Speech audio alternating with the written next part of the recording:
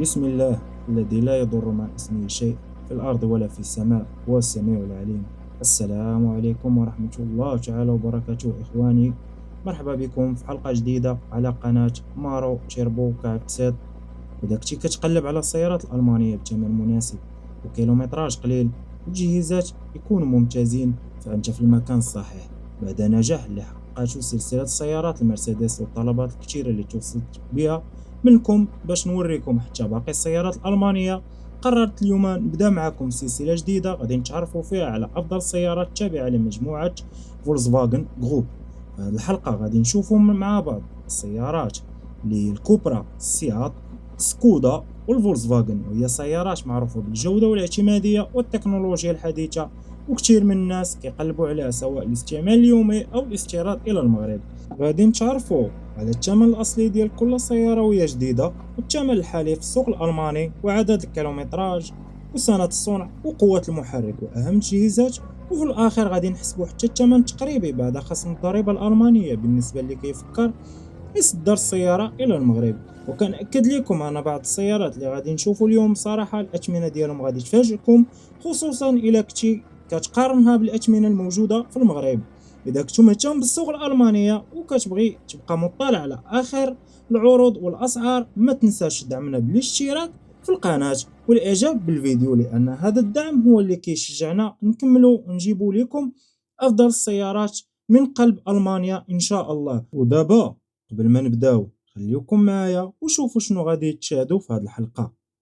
تشاهدون في هذه الحلقة لا فولكسفاغن تيغوان، سكودا كودياك ار اس، فولكسفاغن باسات فاريانت، لا كوبرا فورميناتور، فولكسفاغن كادي، سكودا كودياك، فولكسفاغن تايرون، فولكسفاغن تيغوان، كوبرا فورميناتور، ومن بعد الفولكسفاغن تيروك كابريولي. ونبداو باول سياره معنا في هذه الحلقه اللي هي لا فولكسفاغن تيغوان 2 لتر، اللي هي بصراحه هاد تيغوان كتعتبر من اكثر سيارات الفولكسفاغن طلبا في السوق الالماني وخارج السوق الالمانيه، وكتجمع بين التصميم العصري والراحه والاعتماديه سواء للاستعمال اليومي او السفر مع العائله. هاد النسخه مسجله لاول مره في شهر يونيو 2025، ضربه 26000 كيلومتر، يعني مازال شبه جديده. كتجيب محرك تيربو ديريكت انجكسيون 2 لتر وقوة 150 حصان، مع علبة بوط فيتاس اوتوماتيكية اللي هي دي اس جي، المعروفة بالسرعة والتبديل والراحة في السياقة. من ناحية التجهيزات لا فولكسفاغن ما بخلاتش على الركاب ديالها. عندنا هاد لا فواتور كتجيب كاميرا 360 دوغري باش تسهل الراكن، وشاشة حديثة من نظام ملاحة نافيغاسيون، والديسبلاي اللي كيعرض المعلومات المباشرة قدام السائق، بالإضافة إلى أضواء اللي هي لايت اتش دي ماتريكس ليد الايكو اللي كيعطيو رؤية ممتازة في الليل. الثمن ديالها وهي جديدة كان كيدور حوالي 50,000 يورو حسب التجهيزات، أما دابا فهي معروضة في السوق الألماني بثمن 36,000 يورو. إذا كنتي غادي تصدرها خارج الاتحاد الأوروبي فمن الممكن تسترجع 19% ديال الضريبة الألمانية إذا توفرت شروط التصدير، وهادشي كيخلي الثمن ينخفض تقريبا إلى 30,000 يورو قبل احتساب مصاريف التصدير والجمارك. والآن ندوزو معنا السيارة الموالية لا كوبرا فورميناتور إبغيد في زد، وهي من أكثر السيارات الرياضية، والغريب والجميل فيها هو الثمن ديالها. غادي نكتشفوه. لقات إقبال كبير في السوق الأوروبي هاد الكوبرا، خصوصا من عند الناس اللي باغيين تصميم هجومي مع أداء قوي واستهلاك معقول. هاد النسخة مسجلة في شهر يونيو 2022 وقطعها 40,000 كيلومتر تقريبا، يعني مازال فيها عمر طويل. كتجيب محرك اللي هو 1.4 تي اس اي مع محرك كهربائي اللي هو إبغيد بقوة إجمالية كتبلغ 245 حصان، مع ناقل الحركة اللي هو دي اس جي اوتوماتيكي. وهاد التركيبة كتعطي تسارع ممتاز وسياقة ممتازة مع استهلاك منخفض للوقود. الثمن ديالها وهي جديدة كان كيدور حوالي 50,000 يورو حسب التجهيزات، أما اليوم فهي معروضة بثمن 24,000 يورو فقط. وإلا كانت غادي تتصدر خارج الاتحاد الأوروبي من الممكن تسترجع 19% ديال الضريبة الألمانية إذا توفروا شروط التصدير، وهذا الشيء اللي كيخلي الثمن ينخفض تقريبا إلى 20,000 يورو قبل احتساب مصاريف النقل والجمارك. بصراحة مقابل هذه المواصفات وقوة 245 حصان تستحق المتابعة. ندوزو الآن للسيارة الموالية، وهي لا كوبرا ليون سبور تورير. سيارة عملية ورياضية في نفس الوقت، وخصوصا للناس اللي باغين مساحة ديال السيارة العائلية مع تصميم الرياضي ديال الكوبرا. هاد النسخة مسجلة لأول مرة في شتنبر 2025 وقاطعة غير 20,000 كيلومتر، يعني مازال تقريبا جديدة. كتجيب محرك اللي هو 1.5 بقوة 150 حصان، وكتجمع بين الأداء المعقول والاقتصادي في الاستهلاك مع مجموعة من الأنظمة الحديثة اللي كتخلي السياقة أكثر راحة وأمان. الثمن الحالي ديالها في السوق الألماني هو 30,000 يورو، وهو ثمن كيخليها اختيار مهم، خصوصا أن موديل 2025 وبكيلومتراج قليل جدا.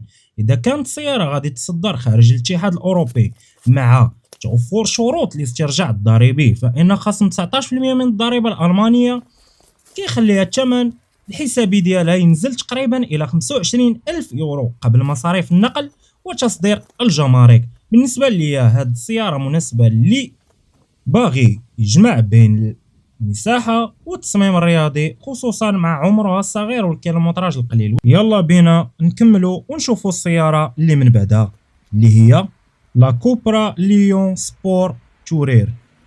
ولكن هذه المرة اللي كيميزها هو أنها قطعة أقل من السيارات اللي شفنا قبل. هذه السيارة مسجلة لأول مرة في شتنبر 2025 وقطعة غير 16,000 كيلومتر، يعني مازال جديدة تقريبا. وزيد عليها كاينة ضمانة إضافية لمدة 3 سنوات وحتى 150,000 كيلومتر. وهذه النقطة مهمة بزاف لأي واحد كيقلب على السيارة الحديثة وكيهمو الضمان. كتجينا هاد السيارة بمحرك اللي هو 1.5 لتر، 150 ديال الأحصنة مع تجهيزات مزيانة بحال نظام الملاحة، اختيار أوضاع القيادة، تدفئة المقاعد ومقاعد قابلة للتعديل إلى آخره.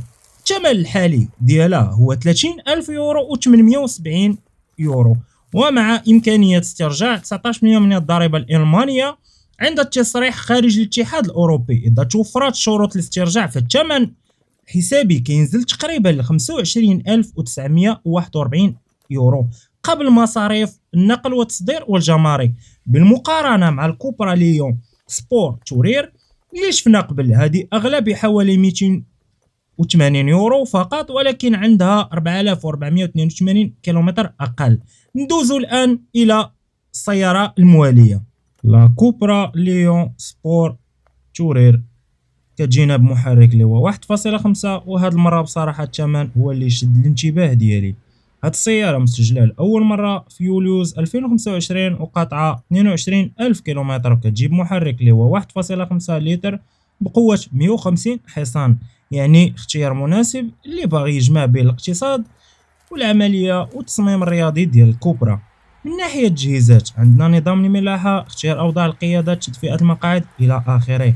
أما الثمن فهاد السيارة معروض حالي 29,000 يورو إذا كنتي غادي تصدرها خارج الاتحاد الأوروبي وتوفرت شروط استرجاع الضريبة الألمانية. بعد خصم 19% من الضريبة كيولي الثمن حسابي تقريبا اللي هو 24,664 ألف يورو، بعد يعني هادشي قبل ما نحسبوا مصاريف النقل والتصدير والجمارك.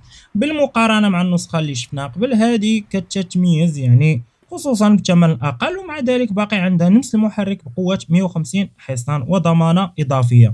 ندوزو الآن للسيارة الموالية، لا كوبرا ليون سبور توريرا، اللي كتجينا بمحرك 1.5، وهاد المرة السيارة مسجلة لأول مرة في غشت 2025 قطعة غير 17,000 كيلومتر، يعني مازال جديدة تقريبا. كتجينا بمحرك اللي كما قلنا 1.5 بقوة 150 حصان، وكتوفر على مجموعة من التجهيزات المهمة. الثمن الحالي ديالها هو 30,000 يورو إذا كنتي غادي تصدرها خارج الاتحاد الأوروبي وتوفرت شروط واسترجاع الضريبة الألمانية. بعد خصم 19% من الضريبة كيولي الثمن الحسابي تقريبا هو 25,000 يورو قبل مصاريف النقل وتصدير الجمارك. ندوزو الان للسياره المواليه لا فولكسفاغن كادي. كتجيب محرك 1.5 بنزين بقوة 115 الحصان. هاد السيارة جديدة تقريبا، مسجلة لأول مرة في 5 ماي 2026، ومقاطعها غير 10 كيلومتر، يعني تقريبا سيارة جديدة، وزيد عليها ضمان المصنع لمدة ديالو 5 سنوات. والثمن النهائي ديالها هو 46,000 يورو. ولكن هنا خاصنا ننتبهوا نقطة مهمة، هاد السيارة جديدة تقريبا، والثمن المعلن كيشمل الضريبه، واذا كان غادي تصدر خارج الاتحاد الاوروبي وتوفر شروط استرجاع 19% ديال التيفيا، فالثمن الحسابي من بعد الخصم كيولي تقريبا 39,000 يورو قبل مصاريف تصدير ونقل الجمارك. ننتقلوا الان للسياره المواليه سيات اتيكا. هاد النسخه مسجله لاول مره في يوليوز 2025، وقطعها غير 25,000 كيلومتر. كتجيب محرك اللي هو 1.5 بقوه 150 حصان بنزين مع ناقل حركه اوتوماتيكي. من ناحيه التجهيزات عندنا مصابيح الفول ليد، نظام الملاحه الى اخره. الثمن الحالي ديالها اللي هو 27,000 يورو، واذا كنت غادي تصدر خارج الاتحاد الاوروبي وتوفر شروط لاسترجاع الضريبه، فبعد خصم 19% ديال التيفيا كيولي الثمن حسابي تقريبا هو 22,000 يورو قبل مصاريف النقل وتصدير الجمارك. صراحه الثمن كيبان مزيان بالنسبه لسيارات موديل 2025. ننتقلوا الان للسياره المواليه لا كوبرا ليون سبور تورير. هاد السياره مسجله لاول مره في اكتوبر 2025، وقطعها حوالي 19,000 كيلومتر، وكتجينا بمحرك اللي هو 1.5 لتر بقوه 150 حصان مع ناقل حركه اوتوماتيكي. الثمن الحالي ديالها اللي هو 30,000 يورو اذا كنتي غادي تصدرها خارج الاتحاد الاوروبي، ونقص التيفيا اللي هي 19% كيولي الثمن الحسابي تقريبا هو 25,000 يورو. ننتقلوا الان للسياره المواليه لا فولكسفاغن تيغو كابريولي.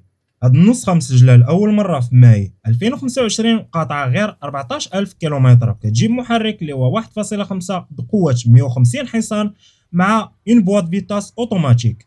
وزيد على هذا الشيء كاين ضمان اضافي لمده 3 سنوات او حتى ل 100,000 كيلومتر، وهذه النقطه كتزيد من قيمه السياره بالنسبه اللي باغي يشتري سياره حديثه ومطمئن عليها. اما الثمن الحالي فهو 30,000 يورو اذا كنتي غادي تصدرها خارج الاتحاد الاوروبي وتوفر شروط لاسترجاع الضريبه الالماني، فبعد خصم تيفيا 19% كيولي الثمن الحسابي تقريبا 25,000 يورو قابل مصاريف النقل والتصدير والجمارك.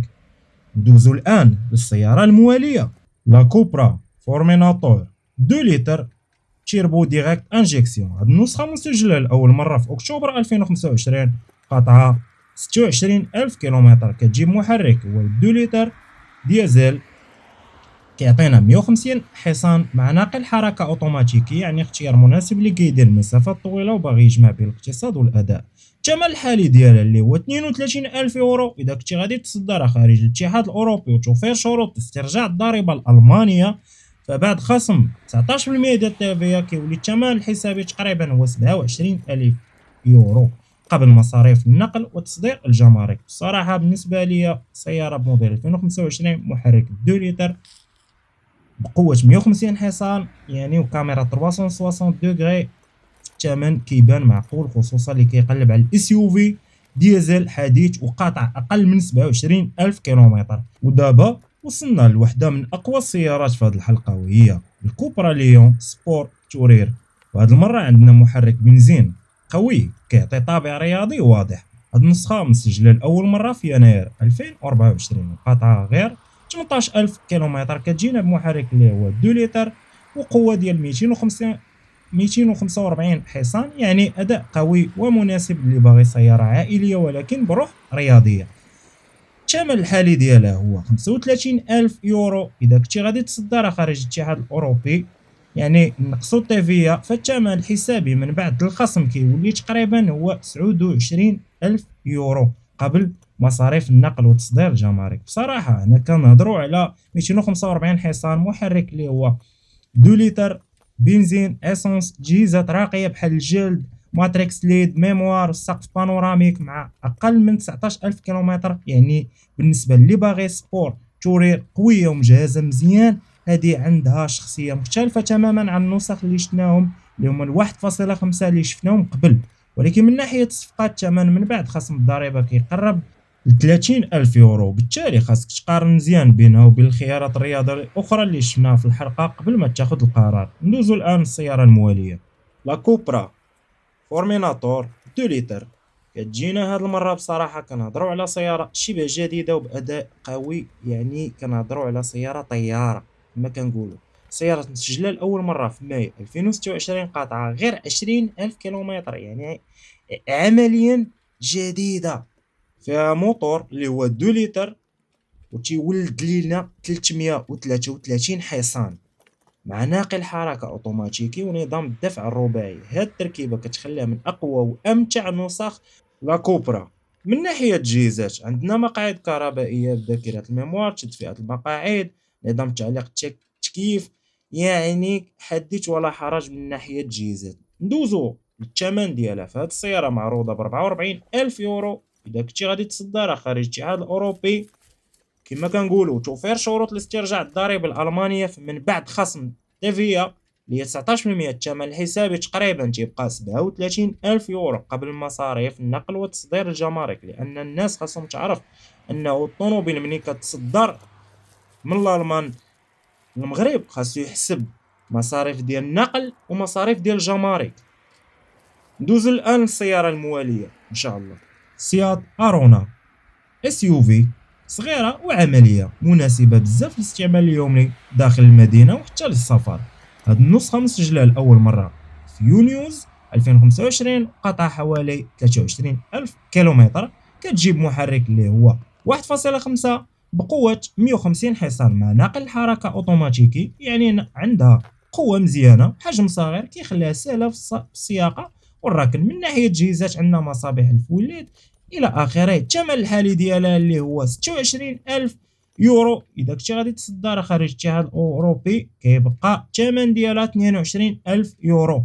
بصراحه بالنسبه للسياره موديل 2025، محرك 150 حصان، تجهيزات مزيانه مع اقل من 24,000 كيلومتر، فالثمن بعد الخصم كيكون ممتاز. ودابا ننتقلوا لوحده من السيارات اللي كتجمع بين الفخامه والقوه والمساحه الكبيره، اللي هي سكودا سوبرب كومبي. هاد النسخة جديدة تقريبا مسجلة لأول مرة في أبريل 2026، وما قطع غير 20 كيلومتر، وكتجينا بمحرك اللي هو 2 لتر تيربو ديريكت انجيكسيون، و تيولد لينا قوة ديال 193 حصان مع ناقل حركة اوتوماتيكي، يعني سيارة مناسبة بزاف للعائلات والسفر والمسافات الطويلة. من ناحية التجهيزات، هاد النسخة سيليكسيوني ومجهزة بشكل راقي. مقاعد جلدية كهربائية بذاكرة ديال الميموار، مقاعد أمامية فيها المساج، تدفئة المقاعد القدام واللور، يعني الديسبلاي، نظام الملاحة، الكاميرا، يعني إلى آخره. ندوزو الآن الثمن الحالي ديالها هو 48,000 يورو. وكما كنقولو غادي تصدر خارج الاتحاد الأوروبي وتوفرات الشروط ديال 19% ديال التيفيا، فالثمن الحسابي من بعد خصم الضريبة كيولي تقريبا اللي هو 40,000 يورو قبل مصاريف النقل والتصدير والجمارك. يعني بصراحة هذه من السيارات اللي كتستاهل الاهتمام، اللي باغي سيارة جديدة تقريبا وقوة واقتصادية في نفس الوقت. فعلا اختيار قوي. ودابا نخليوها ونشوفوا شنو عندنا في العرض اللي جاي. ودابا ننتقلوا لوحده اخرى من سكودا، وهي سكودا اوكتافيا كومبي. كتجينا 2 لتر اسونس، وهاد المره عندنا سياره قدم شويه ولكن محرك بنزين قوي وتجهيزات عمليه. وهاد الاوكتافيا مسجله لاول مره في ماي 2019، وقاطعه حوالي 88 الف كيلومتر، وكتجيب محرك اللي هو 2 لتر وكيعطينا قوه 190 حصان مع ناقل حركه اوتوماتيكي. ننتقلوا سريعا بالثمن ديالها اللي هو 18,000 يورو. ولكن هنا خاصنا ننتبهوا لنقطة مهمة، الإعلان كيشير أن الضريبة غير قابلة للاسترجاع أو الإظهار بشكل منفصل، وبالتالي ما نقدروش نحسبوا عليها الخصم ديال 19% بحال السيارة السابقة. يعني من ناحية التجهيزات عندها مصابيح ليد، نظام الملاحة يعني بشاشة ديال اللمس، اختيار أوضاع القيادة، درايفينغ مود سيليكت، تدفئة المقاعد إلى آخره، يعني في المتناول. نمروا الآن للسيارة الموالية وننتقلوا لواحد من السيارات اللي كتجمع بين الراحة والتكنولوجيا والاقتصاد، اللي هي الفولكسفاغن باسات فاريانت ابغيد، يعني نسخة هجينية وعملية بزاف للعائلات والسفر. هاد النسخة مسجلة لأول مرة في غشت 2025، قاطعة 10,000 كيلومتر، كتجيب محرك اللي هو 1.5 لتر، ولكن القوة ديالو هي 204 ديال الخيل مع نظام هجين وناقل حركة أوتوماتيكي. بالتالي كتجمع بين أداء مزيان والإمكانية ديال الاستفادة من القيادة الكهربائية في المسافات الطويلة. من ناحية الجهازات حدث ولا حرج، لأن هذه النسخة خارجة بنسخة بيزنس، يعني مجهزة بشكل ممتاز. من ناحية الثمن الحالي ديالها اللي هو 39,000 يورو إذا كانت السيارة مؤهلة فعلا لاسترجاع التهوية اللي 19%. الثمن يعني كيولي تقريبا 33,000 يورو. وبصراحة بالنسبة لي السيارة موديل 2025 تستحق المتابعة. ندوزو الآن للسيارة الموالية، ودابا عندنا نسخة أخرى من الفولكسفاغن باسات الفاريانت الإبغيد، وهي قريبة بزاف من اللي شفناها قبل، ولكن هاد المرة بعدد كيلومتراج أكثر ولكن ثمن أقل. هاد السيارة مسجلة لأول مرة في شتنبر 2025، قطع حوالي 20,000 كيلومتر، وكتجيب محرك اللي هو 1.5 قوة 240 حصان، يعني نظام هجين كيجمع بين المحرك البنزين والمحرك الكهربائي، مع تركيز كبير على الراحة والاقتصاد بالاستعمال. من ناحية التجهيزات كما سبق في السيارة اللي شفناها قبل، هاد النسخة كذلك ومثال عندنا نسخة بيزنس يعني ممتازة. الثمن الحالي ديالها هو 38,000 يورو إذا كانت مؤهلة لاسترجاع التهوية 19%. الثمن ديالها كيبقى هو 32,000 يورو، وبالمقارنة مع الباسات إبغيد اللي شفناها قبل، هذه قطع حوالي 10,000 كيلومتر أكثر.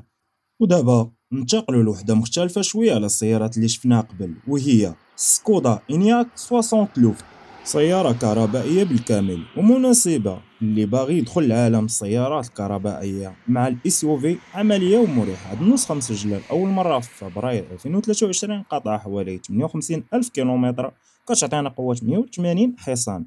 طبيعه الحال مع الناس سعه ديال المحرك، لا اسونس لا ديزل، حيت هي 100% كهربائية. من ناحية التجهيزات عندنا مصابيح الليد، نظام الملاحة، مقاعد مريحة إلى آخره. الثمن الحالي ديالها هو 26,000 يورو، والإعلان كيشير أن الضريبة قابلة للإظهار، يعني إلا نقصنا التهوية كيبقى لنا الثمن ديالها هو 22,000 يورو.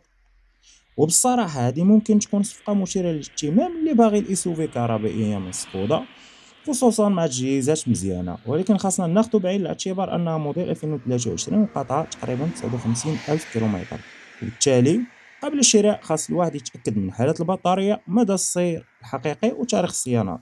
وصلنا لوحدة من أقوى وأفخم السيارات في هذه الحلقة، اللي هي سكودا كودياك 2 لتر، كتجينا 4x4 ار اس. وهاد المرة فعلا كنهضروا على نسخة رياضية قوية من كودياك. هاد السيارة مسجلة لأول مرة أبريل 2026، ضربة 20 كيلومتر، يعني تقريبا الأصدقاء جديدة، وكتجيب محرك اللي هو 2 لتر وقوة 265 حصان، مع اون بواط فيتاس اوتوماتيك ونظام دفع رباعي قطقاط. بالتالي كتجمع بين القوة والثبات والاستعمال العائلي. الثمن الحالي ديالها اللي هو 51,000 يورو، ولا نقصنا التيفيا اللي هي 19% كيبقى الثمن ديالها 43,000 يورو. وبصراحة هنا كنهضروا على كودياك ار اس جديدة تقريبا 265 حصان، آه عندها ليد اللي هو ماتريكس، سقف بانوراميك، يعني سيارة ممتازة فعلا. ندوزو الآن السيارة الموالية اللي هي سيات ليون 2 لتر، كتجينا تيربو ديريكت انجيكسيون. هاد السيارة موديل 2017، قاطعة حوالي 113 ألف كيلومتر، وكتجيب محرك اللي هو كما قلنا 2 لتر، قوة 150 حصان. وهذا المحرك معروف وكيعطي أداء مزيان مع اقتصاد في استهلاك. السيارة مجهزة بالفول ليد، نظام الملاحة وتشدفئة المقاعد، ودعم أسفل الدار، والحالة ديالها باينة مزيانة بالنسبة للعمر ديالها. أما الثمن فهو اللي شد الانتباه ديالي بزاف، غير 12,000 يورو. طبعا هاد السيارة اللي ما داخلاش ضمن السيارات اللي نقدروا نصدروا للمغرب بسبب سنة الصنع ديالها، ولكن بغيت نعرضها عليكم حيت الثمن ديالها منخفض، المواصفات ديالها والحالة ديالها كيبانوا مزيانين بالنسبة للسيارات بهذا العمر. يعني حتى إلا ما كنتيش مناسبة للتصدير تتبقى صفقة مثيرة للاهتمام. ودابا وصلنا لجوج سيارات اللي بصراحة كيبانوا بحال بحال في نفس الموديل ونفس اللون، ولكن الفرق الحقيقي بيناتهم كاين في المحرك وطريقة الدفع. هذا الشيء اللي كيخلي كل وحدة عندها شخصية مختلفة. الأولى هي فولكسفاغن تايرون 2 لتر ايرلاين موديل 2026، قطع غير 10 كيلومتر، يعني جديدة تقريبا. كتجينا بمحرك اللي هو 2 لتر بقوة 265 حصان اسونس، مع نقل الحركة اوتوماتيكي ودفع رباعي. من ناحية الجهازات عندنا النسخة ايرلاين مقاعد اللي هما سبورت كونفور، مقاعد أمامية فيها مساج وميموار تدفئة المقاعد ونظام المعلومات إلى آخره. الثمن الحالي ديالها هو صدور 40,000 يورو إذا كنت مؤهل لاسترجاع التيفيا اللي هي 19% عند التصدير، فالثمن الحسابي من بعد الخصم الضريبة كيولي تقريبا 41,000 يورو. ودابا نمروا للسيارة الثانية وحتى هي فولكسفاغن تايرون ايرلاين، ولكن هاد المرة عندنا محرك اللي هو إبريد بقوة إجمالية 272 حصان، يعني كتجمع بين محرك البنزين إيسونس والمحرك الكهربائي. وهادي موديل 2025 وقطع حوالي 24 ألف كيلومتر، ومعها تجهيزات أكثر تميزا بحال إيكوليد اتش دي ماتريكس، كاميرا 360 دوغري إلى آخره. يعني الثمن ديالها اللي هو 50 ألف يورو إذا كانت مؤهلة لاسترجاع التيفيا، فالثمن الحسابي من بعد الخصم كيولي تقريبا هو 42 ألف يورو. والغريب هنا هو أن الفرق بين السيارتين في الثمن بعد الحساب التيفيا ماشي كبير. ندوزو الآن للسيارة الموالية اللي هي لا فولكسفاغن تيغوان ايرلاين 4x 2 لتر، وخصوصا انها كتجمع بين الحجم الكبير والراحة والشكل الرياضي ديال الايرلاين. هاد النسخة مسجلة لأول مرة في دجنبر 2022، قطع حوالي 57 ألف كيلومتر، كتجينا بمحرك اللي هو 2 لتر اسونس وقوة 190 حصان مع نظام الدفع الرباعي ونقل الحركة اوتوماتيكي. يعني السيارة مناسبة بزاف للعائلات والسفر والمسافات الطويلة. من ناحية التجهيزات عندنا الايكوليد اتش دي ماتريكس، وكتجينا ديسبلاي نظام الملاحة، مقاعد مريحة مع التدفئة، وزائد هادشي عندنا الطوا بانوراميك الى اخره. الثمن الحالي ديالها اللي هو 33 ألف يورو اذا استرجعنا ثمن تيفيا اللي هو 19%، كيبقى لنا الثمن الاخير ديالها هو 28 ألف يورو. وبصراحه هذه من السيارات اللي بزاف ديال الناس في المغرب كيقلبوا عليها، خصوصا كتجينا بتجهيزات الايرلاين، والثمن من بعد الخصم تيفيا كيدور في حدود يعني 28 ألف يورو. وهذا الشيء كيخليها تستاهل الاهتمام بالنسبة اللي باغي يستورد السيارات الألمانية بمواصفات قوية ومطلوبة في السوق المغربية.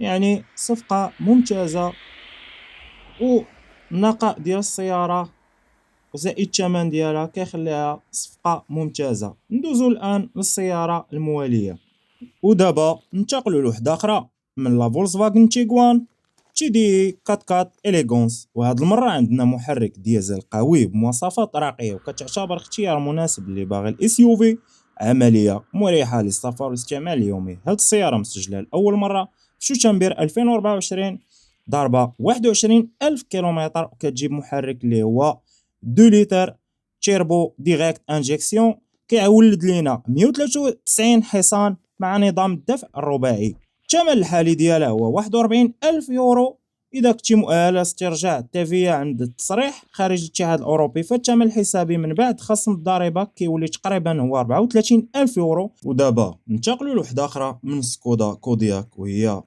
كودياك 2 لتر اسونس سبور لاين.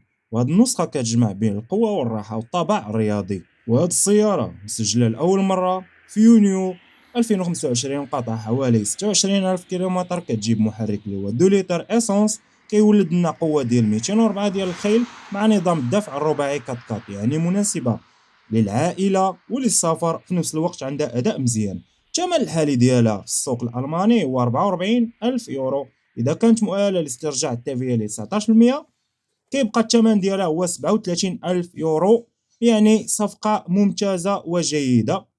وندوزو الآن للسيارة الموالية سكودا كودياك 2 لتر تيربو ديريكت انجيكسيون 4x سبور لاين. هاد النسخة مسجلة لأول مرة في يونيوز 2025، قطع حوالي 34 ألف كيلومتر، كتجينا بمحرك اللي هو 2 لتر، وكيولد لنا قوة 193 حصان مع نظام الدفع الرباعي. الثمن ديالها اللي هو 42 ألف يورو، وإذا كانت مؤهلة لاسترجاع التيفيا كيبقى الثمن ديالها 35 ألف يورو. وندوزو الآن السيارة الموالية بالسريع سكودا كودياك إيفي سبور لاين. هاد السيارة مسجلة لأول مرة في فبراير 2025، قاطعة حوالي 20 ألف كيلومتر، وكتجيب محرك اللي هو 1.5 اسونس بقوة إجمالية 204 ديال الأحصنة مع نظام هجين اللي هو إبريد. والثمن الحالي ديالها هو 44 ألف يورو إلا نقصنا التيفيا 19% فالثمن ديالها كيبقى 37,000 يورو. ندوزو للسيارة الموالية دائما مع سكودا كودياك في سبور لاين. هاد السيارة مسجلة لأول مرة في فبراير 2025، قطع حوالي 20,000 كيلومتر، كتجينا بمحرك اللي هو 1.5 لتر بقوة إجمالية 204 ديال الأحصنة، والثمن الحالي ديالها هو 44,000 يورو. إلا نقصنا 19% ديال التيفيا كيبقى الثمن ديالها هو 37,000 يورو. وبغيت قبل ما نسالي هاد الحلقة نقول واحد الكلمة لكل واحد فيكم اللي كيتابعنا ويشاركنا نفس الحب والشغف بالسيارات. إلا كنتي من الناس اللي كيعشقوا السيارات الألمانية وكتهتم بالمعلومات الصحيحة قبل ما تشري، ولا كتقلب على السيارات بمواصفات مزيانة وبثمن مناسب، فأنت في المكان صحيح. بحكم أني خدام في المجال الميكانيك وعندي تجربة في هذا المجال، كنحاول دائما نشارك معكم من الخبرة ديالي ونقل لكم المعلومات اللي نعرفها بلا ما نبخل عليكم، باش كل واحد فيكم يقدر يستافد ويكون عنده فكرة أوضح قبل ما يدير أي خطوة. وديما الهدف ديالنا هو نقدموا محتوى نقي مفيد وصادق، ونقلبوا لكم على السيارات اللي فعلا تستاهل الاهتمام، ونخليو القرار الأخير ديال الشراء دائما مبني على المعلومات والمعرفة. بطبيعة الحال إذا عجبك هذا النوع ديال المحتوى وبغيتي تبقى معنا في الحلقات الجاية، مرحبا بك بيناتنا. مازال إن شاء الله غادي يكون جديد، وغادي نستمر ونقلبوا على سيارات أخرى وماركات أخرى وأثمنة وعروض جديدة في السوق الألمانية، ونشاركوا معكم كل شيء بالتفاصيل اللي كتهم. شكرا بزاف لكل واحد وصل معنا حتى النهاية. شكرا للمشاهدة، على الدعم وعلى كل كلمة زوينة كتخليوها، ونستمروا نتلاقاو إن شاء الله فيديو جديد وسيارات جديدة، معلومات جديدة. خليكم ديما مع مارو تيربو كابتسات، وخليو العشق السيارات ديما يجمعنا. السلام عليكم ورحمة الله تعالى وبركاته.